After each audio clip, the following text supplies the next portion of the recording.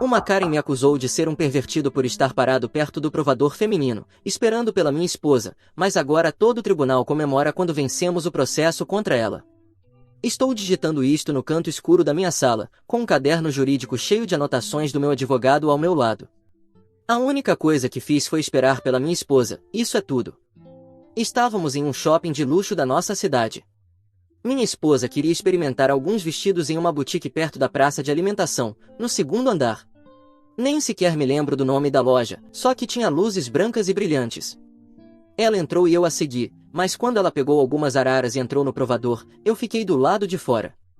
Não queria ser o tipo de cara que fica ali parado olhando, então fiquei logo fora da área dos provadores, nem sequer de frente para eles, estava ao lado, olhando para o meu celular. Se passaram uns 10 minutos, eu não estava olhando para ninguém, mas suponho que simplesmente existir como homem perto de um provador feminino já é suficiente para alguém presumir o pior, porque do nada, uma mulher, talvez com 30 e poucos anos, se aproximou de mim furiosa e começou a gritar comigo. Ela me perguntou o que eu estava fazendo, e antes que eu pudesse responder, me interrompeu dizendo coisas como "te vi olhando, não finja que não estava espiando". Tentei explicar que só estava esperando pela minha esposa, mas ela não quis saber. Em vez disso, chamou uma funcionária e disse: "Há um homem espreitando as mulheres na área dos provadores". E foi aí que tudo foi por água abaixo. O gerente da loja apareceu, era um cara com ar arrogante. De imediato, nem sequer falou comigo, falou com a mulher, assentiu com a cabeça e disse: "Levamos isso muito a sério". Depois me disse que eu devia sair da loja. Eu disse que estava esperando pela minha esposa, até comecei a discar o número dela para que ela saísse, mas ele me disse que eu devia sair imediatamente ou chamaria a segurança. Disse a eles que não estava fazendo nada de errado, que minha esposa estava no provador, e ele continuava repetindo a mesma coisa como um robô. Eventualmente, chegou um segurança, depois chegaram mais 2. Disseram que eu estava incomodando os clientes e me pediram que saísse da loja, e depois me escoltaram para fora do shopping. Não apenas da loja, do shopping inteiro. Continuei perguntando a eles o que eu tinha feito de errado, me disseram que eu havia deixado outros clientes desconfortáveis. Disse a eles que verificassem as câmeras, disse que não tinha nada a esconder. Um deles disse: "Não tomamos essas decisões, senhor, terá que falar com a administração". Fiquei do lado de fora do shopping por 20 minutos esperando pela minha esposa, que não fazia ideia do que havia acontecido. Ela pensava que eu tinha ido tomar um café ou algo assim. Quando contei, ela nem sequer acreditou no começo. Disse: "Sério que te expulsaram só por esperar?" Sim, me expulsaram. E isso foi só o começo. 2 dias depois, recebi um e-mail da administração do shopping, uma notificação formal de que eu estava proibido de entrar por 90 dias. Eles mandaram isso quando escrevi para reclamar da situação. Chamaram isso de violação de conduta e disseram que me observaram perambulando perto de uma área privada de maneira que incomodou os clientes. Fiquei furioso. Respondi exigindo que se retratassem e revisassem as gravações. Eles não responderam. Então liguei, deixei recados, enviei outro e-mail. Nada. Então minha esposa, que é mais persistente que eu, voltou à loja fingindo que ia comprar, pediu para falar com o gerente e gravou toda a conversa com o celular. E você não vai acreditar no que o cara disse. Ele disse, com a cara mais séria do mundo, que tinham me flagrado tentando tirar uma foto por debaixo da porta do provador. É o tipo de coisa que pode arruinar permanentemente a vida de alguém. Provavelmente, ele só disse isso para se proteger pelo que fizeram. Entrei em contato com um advogado. Ele disse que eu tinha um caso de difamação. E potencialmente algo mais, se conseguíssemos provar angústia emocional ou perda de reputação, já que fui escoltado para fora do lugar e todo mundo viu. Meu advogado apresentou um pedido formal para obter as gravações daquele dia. Adivinham o que responderam? Alegaram que as gravações não estavam disponíveis devido a problemas técnicos. Simplesmente desapareceram. De uma das lojas mais movimentadas do shopping, em um sábado. O mesmo dia em que me acusaram de filmar mulheres. O advogado me disse que eles estavam tentando me bloquear e esperavam que eu deixasse pra lá. Mas eu não deixei. Lutei. Apresentei um processo oficial contra a loja e contra o gerente individualmente, por difamação. Apresentei uma queixa ao escritório de boas práticas comerciais. Cheguei até a publicar sobre isso em um fórum local.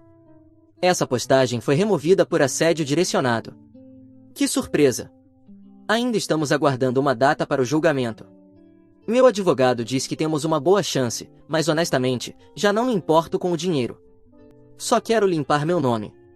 Porque não importa como isso termine, essa mentira já está por aí agora. Atualização 1. Antes de mais nada, meu advogado conseguiu entrar em contato com uma ex-funcionária da boutique. Não vou revelar nomes, mas vamos chamá-la de C. Ela me enviou uma mensagem direta depois de ver minha publicação circulando em um grupo local do Facebook. Alguém fez uma captura de tela e a repostou. Suponho que esteja se espalhando. C nos contou que estava trabalhando naquele dia na loja. Ela se lembrava perfeitamente de que eu estava parado, imóvel o tempo todo, sem olhar para ninguém, nem para nada além do meu telefone. Também disse, e prepare-se para isso, que a mulher que me acusou já havia causado problemas antes. Aparentemente, ela é conhecida por exagerar ou inventar situações de assédio para conseguir descontos ou atenção. Uma vez, ela disse que um caixa de 17 anos zombou do peso dela porque não a cumprimentou rápido o suficiente. Em outra ocasião, afirmou que um pai que estava fazendo compras com a filha adolescente a estava encarando, quando, literalmente, ele só estava tentando encontrar um tamanho de vestido. O gerente da loja sabia da reputação dela. C nos contou que, depois de tudo o que aconteceu, ouviu o gerente se vangloriando de como lidou rapidamente com a situação, dizendo, hoje em dia, não podemos correr riscos, mesmo que o cara só esteja desorientado. Ele disse que orientou os funcionários a não falarem sobre o assunto, e que, se alguém perguntasse, deveriam se referir à declaração da gerência. O gerente sabia que a acusadora não era confiável, sabia que eu não estava fazendo nada, mas mesmo assim me expulsou e fabricou uma narrativa, porque era mais fácil me culpar do que admitir que cometeu um erro. Tudo porque ele não queria correr o risco de que as pessoas soubessem que eles não levavam essas denúncias a sério. Conseguimos que ela concordasse em assinar uma declaração juramentada. Meu advogado disse que esse tipo de coisa pode decidir um caso.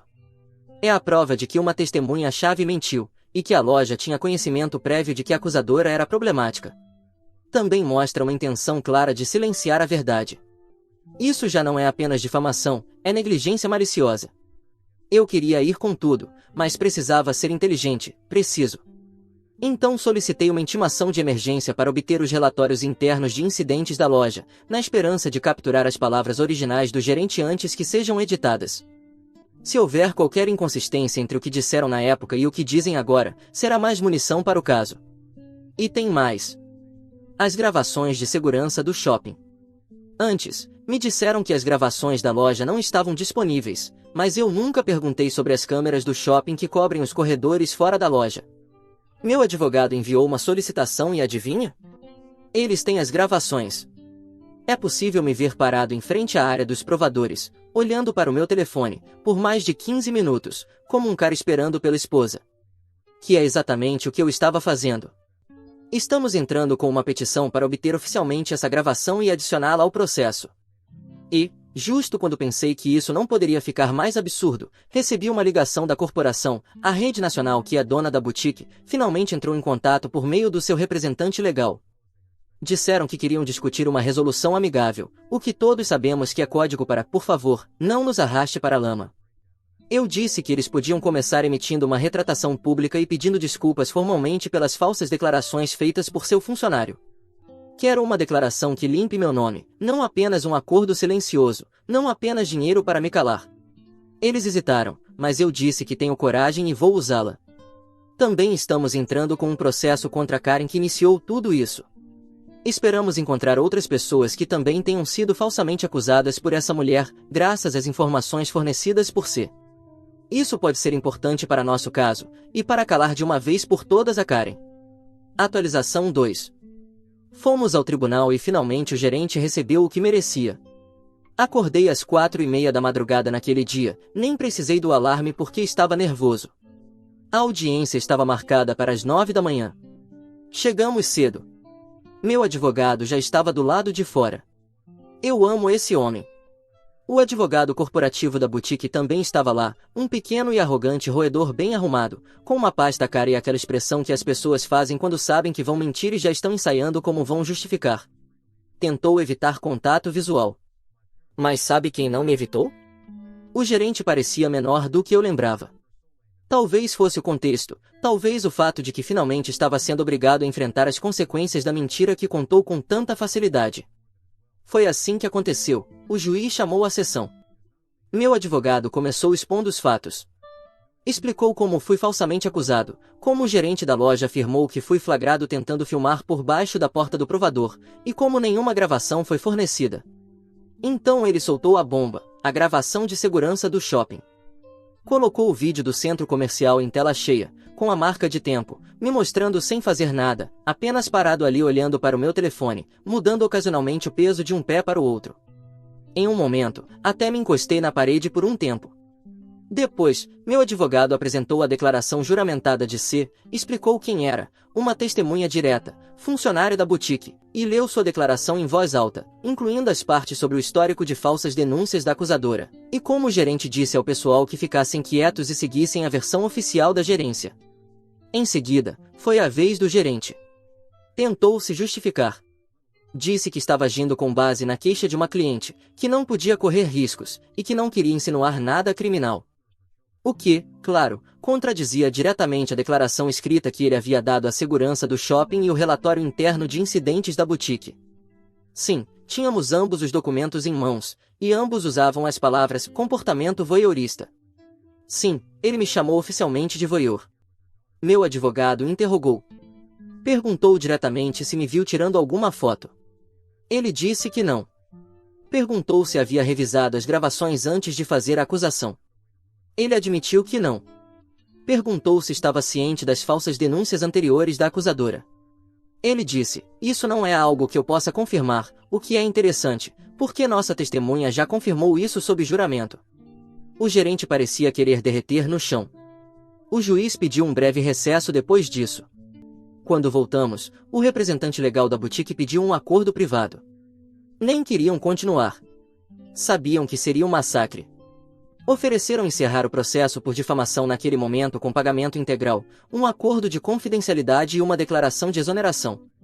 Mas foi aí que mostrei minha coragem. Disse que não haveria acordo de confidencialidade. Eu não queria dinheiro para me calar. Não queria silêncio. Queria deixar um rastro nos registros. Queria que isso seguisse o gerente até a próxima entrevista de emprego. Queria que ficasse registrado que ele inventou uma acusação de má conduta sexual contra um homem completamente inocente. Olhei diretamente nos olhos do advogado e disse, quero que fique escrito que não fiz nada de errado, e quero que sua empresa assine isso. O resultado final, a rede de boutiques aceitou pagar indenização. Não vou divulgar o valor, mas digamos que cobriu meus honorários advocatícios e mais um pouco. Emitiram um pedido formal de desculpas públicas em seu site corporativo e nas redes sociais, mencionando a falsa acusação, limpando meu nome e confirmando que eu não cometi nenhuma má conduta. O gerente foi demitido na semana seguinte.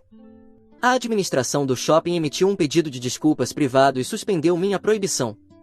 Eu disse para guardarem isso. Nunca mais colocarei os pés naquele lugar.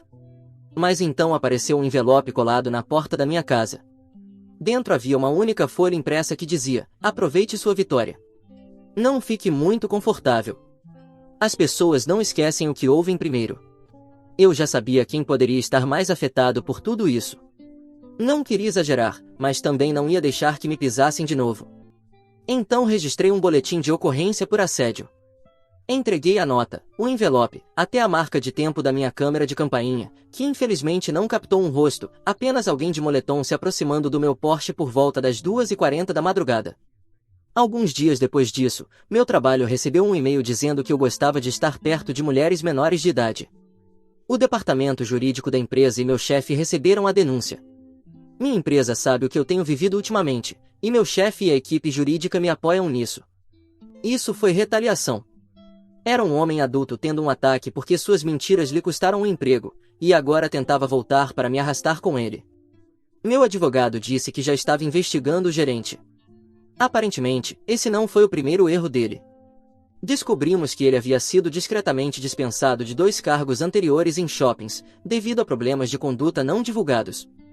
Isso é jargão de RH para não queremos ser processados. Então entramos com uma ordem de restrição temporária e depois com uma nova ação civil por assédio, continuação de difamação e outros aspectos legais. O pacote completo. Entregamos a intimação no novo trabalho dele, o que não é coincidência.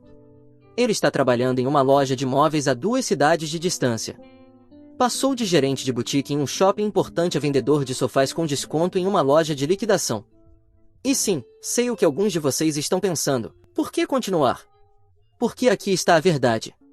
Você tem que enfrentar a covardia com consequências.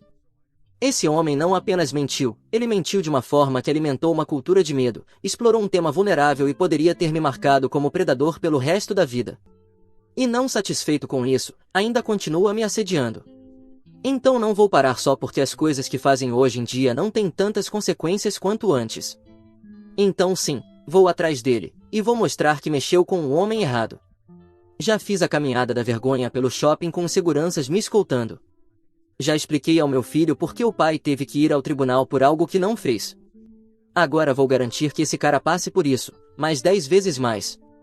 Ele poderia ter ido embora em silêncio, aceitado sua nova realidade, mas se está ressentido porque sua própria estupidez lhe custou um bom emprego, isso não é culpa minha. Sei que é um novo começo com um processo judicial, e isso nunca é divertido. Mas menos divertido será para ele, e isso é o que importa. Quando meu advogado terminar com ele, ele vai pensar, eu não deveria ter feito isso. Em outros assuntos, porque muitas pessoas me perguntaram, estamos finalizando o caso contra Karen. Já temos outras pessoas afetadas por ela e estamos quase prontos para entrar com uma ação coletiva contra ela. Também estarei muito ocupado com meu advogado nos próximos meses, mas se isso servir para enfrentar esse par de idiotas, que assim seja. Atualização 3. Ele apareceu na escola do meu filho. Mas suponho que, quando você arranca a máscara de um narcisista em público e arranca o poder que ele construiu sobre mentiras, eles entram em modo de sobrevivência. E para alguém como ele, a sobrevivência se parece com pura vingança. Foi isso que aconteceu na terça-feira passada. Recebi uma ligação da secretaria da escola durante o almoço. Nunca recebo ligações de lá, a menos que meu filho esteja doente ou haja uma emergência. A secretária me disse, tem uma pessoa aqui pedindo para levar seu filho, diz que é primo dele. Pedi uma descrição e ela me deu a descrição desse sujeito.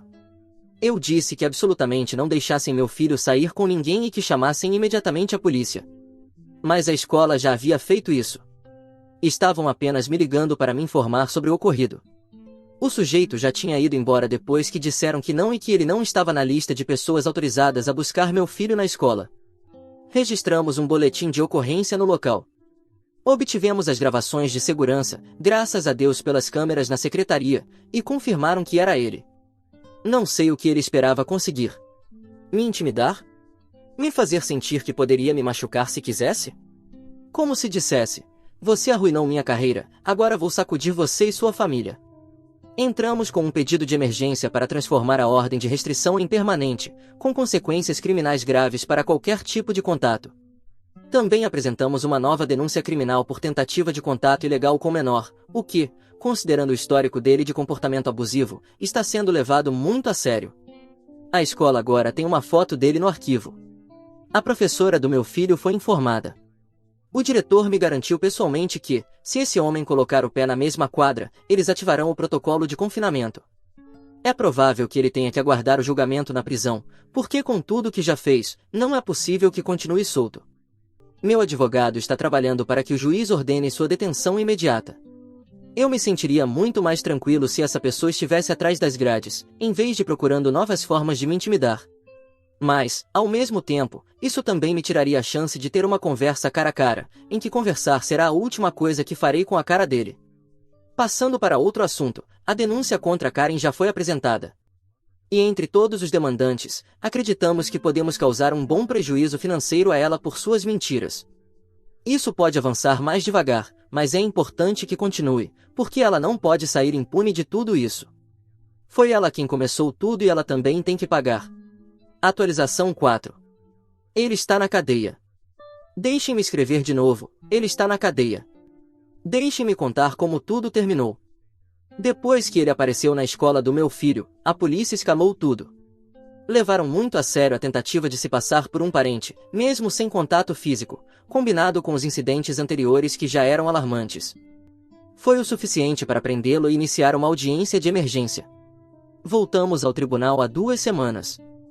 A defesa que ele usou para justificar o que tentou fazer na escola do meu filho foi que só estava tentando se desculpar pessoalmente, que queria um encerramento, que tudo tinha sido um grande mal-entendido, que como não podia entrar em contato comigo diretamente, só estava tentando chegar até mim. Mas o promotor não se importou nem um pouco com isso e continuou pressionando para conseguir uma condenação. E fez um ótimo trabalho, devo dizer, porque conseguiu exatamente o que queríamos, que esse sujeito fosse preso e pagasse por tudo o que fez. A lista de acusações pelas quais foi considerado culpado é extensa. Aqui está: foi acusado de assédio, perseguição criminosa, falsidade ideológica com intenção de fraude, tentativa de contato ilegal com menor e violação de ordem de restrição. Claro que se declarou inocente, mas não funcionou. Não depois da montanha de provas. Não depois que o promotor o engoliu no café da manhã e o cuspiu à tarde. O juiz não se conteve. Disse que ele demonstrou completo desprezo pelos limites legais e que tentou ativamente intimidar e humilhar um cidadão privado e sua família por vingança pessoal. Foi condenado a 8 anos, sendo 7 em regime fechado e 1 em liberdade condicional, com avaliação psicológica obrigatória e uma ordem de não contato estendida indefinidamente. Também foi multado. E deixe-me dizer o que senti ao vê-lo algemado e sendo levado para fora daquela sala de audiência. Foi como justiça. Ficamos muito satisfeitos com o veredicto, especialmente considerando nossas expectativas. Esperávamos apenas liberdade condicional, uma pequena multa e pouco mais. Mas ele recebeu uma sentença exemplar pelos crimes que cometeu. Depois da audiência, o promotor me disse algo que nunca vou esquecer. Ele disse: a maioria das pessoas desmorona quando é falsamente acusada, mas você não. Você se levantou e arrastou a verdade para a luz. Eu disse que era o que deveria ser feito e agradeci por ter me ajudado em tudo isso. Quase ao mesmo tempo, estávamos trabalhando no caso contra Karen que me acusou naquele dia. Ainda estamos longe de uma sentença, mas estamos avançando com esse caso o mais rápido possível. Ela ainda não ofereceu nenhum acordo privado, o que seria melhor para ela. As coisas não estão nada boas para essa mulher, mas isso não importa. De uma forma ou de outra, ela vai pagar, mesmo que se considere inocente e esteja tentando justificar que fez o que achava certo naquele momento. Espero ter uma nova atualização, e espero que seja tão boa quanto esta, onde o culpado pague com algo que realmente doa. Mas não espero que seja em breve, nem que seja fácil. Mas, a esta altura, não espero que nada seja fácil. Atualização 5. Deixe-me te dizer que o julgamento contra Karen foi uma loucura absoluta. O tribunal estava cheio de pessoas que não gostavam dessa mulher. Havia vizinhos e até colegas de trabalho que a odiavam a ponto de comemorar quando leram a sentença contra ela. Consegui conversar com alguns deles, e as coisas que essa mulher com mania de superioridade fez são de arrepiar. Ela conquistou muitos inimigos ao longo dos anos, e todos estavam esperando que ela perdesse. E nós, com a ação coletiva, demos a ela uma derrota pesada de vários milhares de dólares, o que foi comemorado por todos. Acho que até vi a taquígrafa comemorar, mas talvez tenha sido só o efeito de ver todos gritando enquanto o juiz pedia ordem na sala. Também não seria estranho, considerando que até durante o julgamento ela se comportou com muita arrogância. Uma situação foi quando, em um dos dias, as coisas se atrasaram mais do que o previsto. Havíamos começado tarde, e também houve muitas interrupções. Por causa disso, a Karen tinha um horário marcado com sua cabeleireira e interrompeu várias vezes para falar com seu advogado, lembrando de que precisava sair logo. Isso só tornava tudo ainda pior. Era como se ela achasse que tudo aquilo era um jogo e que estar em outro lugar era mais importante. E com certeza ela achava isso, se acreditava que tinha feito a coisa certa todas as vezes em que apresentou uma denúncia falsa, que estava prestando um serviço à comunidade e se indignava por estar sendo acusada por isso. Por isso, valeu ouro ver o rosto dela quando leram o que ela teria que pagar. Ela realmente não esperava por isso e só pensava que estávamos fazendo ela perder tempo. Mas não. E, naquele dia, um juiz fez muitas pessoas felizes ao mesmo tempo. Agora, é hora de aproveitar e me manter bem longe de um tribunal por muito, muito tempo. Acho que vi mais o meu advogado do que a minha própria esposa nesse tempo, o que provavelmente não é verdade, mas com certeza pareceu.